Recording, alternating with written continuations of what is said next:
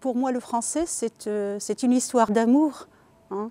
Le français a toujours fait partie de ma vie, de mon entourage, et grâce à mes lectures, grâce à ce que j'ai vécu pendant mon adolescence, ma jeunesse et tout ça, bon, le français pour moi c'était inévitable, je ne pouvais pas faire autrement qu'enseigner cette belle langue. Je suis dans un pays où le français occupe une place très importante. Le français est la première langue étrangère enseignée au Maroc.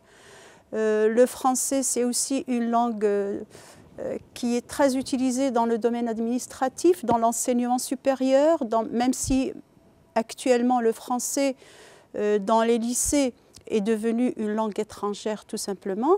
Quand on passe au niveau universitaire, pour les études scientifiques, pour les études littéraires et tout ça, bon, c'est la langue française. Donc ça occupe une place vraiment privilégiée par rapport à l'anglais et aux autres langues.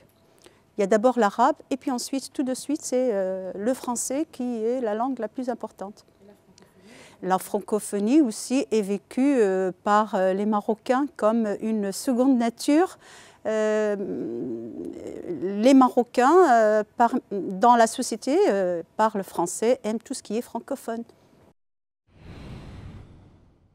Celle qui me motive moi aussi, ce sont les activités qui ne sont pas dans le programme, ce sont les activités qui dépassent un petit peu ce qui est institutionnel, hein, c'est-à-dire essayer un petit peu de leur apporter tout ce qui permet l'épanouissement personnel, que ce soit des activités ludiques, que ce soit les différentes approches innovantes comme la chanson, le film et tout ça. Bon, ce sont des activités que je privilégie, que j'aime bien faire et qui plaisent aux élèves, mais aussi qui donnent de très très bons résultats sur le plan pédagogique.